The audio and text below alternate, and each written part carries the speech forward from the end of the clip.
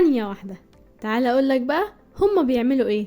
في ظل انتشار صناعة المحتوى الرقمي على مختلف المنصات، واحدة من أهم المهارات اللي لازم تتعلمها هي مونتاج الفيديو عشان تقدر تعدل فيديوهاتك.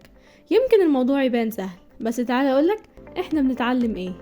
طب يا ترى ايه اللي يخليني اخد الكورس ده؟ اول حاجة هتقدر تعرف ايه هي مبادئ المونتاج وتتعرف على واجهة البرنامج. تاني حاجة هتقدر تدمج طبقات الصور وهندسة الصوت. تالت حاجة هتقدر تضيف المؤثرات الصوتية وتكتب على الفيديو. ورابع حاجة هتتعرف على مؤثرات الانتقال بين الفيديوهات. وخامس حاجة هتقدر تفصل الكرومة بجميع انواعها.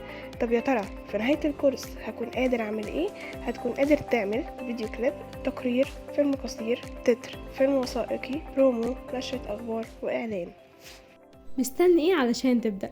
كل ده هتقدر تتعلمه بسهولة في كورس المونتاج مع المهندس إسلام رجب. أنا ملك عمر. أنا سلمى حسن. ملك كريم. توقعاتك كانت ايه للكورس ده قبله وبعده؟ الفكرة فعلا من أول سيشن استفدت حاجات كتير جدا. I got البيسكس بشكل مرتب. بالنسبة لرأيك في التنظيم ايه؟ التنظيم كويس جدا والناس كانت متعاونة. التيم كويس جدا. بصراحة التنظيم على أعلى مستوى. بالنسبة لرأيك في المدرب؟ كان كويس جدا ومتعاون بيرد على التاسكس بتاعتنا.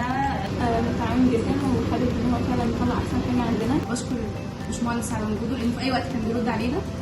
ترشح حد بعديك ياخد الكورس ده؟ أكيد طبعا. أكيد طبعا. طبعا.